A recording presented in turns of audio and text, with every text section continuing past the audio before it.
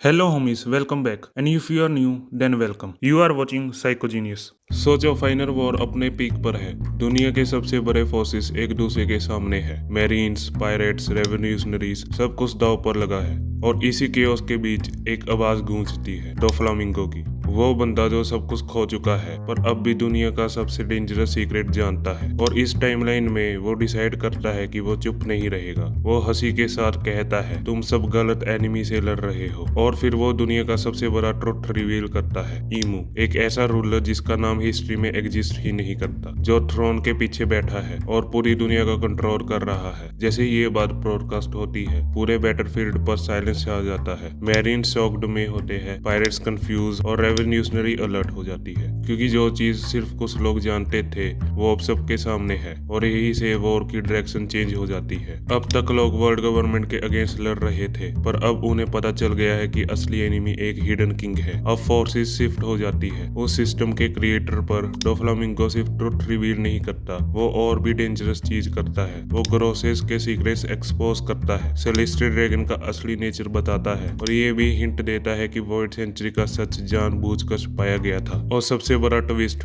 वो ये सब इसलिए नहीं कर रहा क्योंकि वो हीरो बन गया, बल्कि क्योंकि वो केओस एंजॉय करता है। उसके लिए दुनिया का बर्न होना ही एंटरटेनमेंट है। अब इमेजिन करो रिएक्शन। कॉमन पीपल जो अब तक गवर्नमेंट को प्रोटेक्टर समझते थे, वो रिवॉर्ड करना शुरू कर देते हैं। मैरीन्स के अंदर भी डिवीजन आ जाती है। कुछ लोग ब्लाइंडली ऑर्डर्स फॉलो करते हैं, पर कुछ ट्रुथ देखकर डाउट करने लगते हैं। और इसी मूवमेंट पर एंट्री होती है मोंकी डी लूफी। लूफी को फर्क नहीं पड़ता कि एनिमी कौन है, पर जब उसे पता चलता है कि कोई दुनिया को कंट्रोल कर रहा है, वो सीधा उसके अगेंस्ट खड़ा हो जाता है। दूसरी साइड रेवोल्यूशनरी को फाइनली प्रूफ मिल जाता है। ड्रैगन का मिशन क्लियर हो जाता है। वो अब सिर्फ सिस्टम नहीं, ईमू को गिराना चाहता है। फाइनल बैटलफील्ड शिफ्ट होता है। सब फोर्सेस एक जगह साथ में होते हैं, होली लैंड, और वहाँ ईमू फाइनली रिवील होता है। ना कोई लेजेंड, ना कोई मिथ, एक रियल एग्जिस्टेंस। और सबसे आइकॉनिक चीज, ये सब पॉसिबल हुआ डोफ्लामिंगो की वजह से। वो विलन जो कभी अपने सेल्फिश गोल के लिए जीता था, वो ही इंटरेक्टरी दुनिया को ट्रुथ दे देता है। फाइनल फाइट में लूफी वर्सेस ईमू होता है, पर इस बार ये सिर्फ एक फाइट नहीं, पूरी दुनिया की जजमेंट होता है। और डोफ्लामिंगो वो दूर से सब देख रहा होता है हंसी के साथ, क्योंकि उसने वही किया जो वो सबसे अच्छा करता था, स्ट्रिंग्स पुल करना। फाइनल थॉट, अगर डोफ्लामिंगो ने ईमू का सच एक्सपोज कर दिया होता तो फाइनल वॉर सिर्फ पावर का क्लैश नहीं, ट्रुथ का एक्सप्लोजन बन जाता।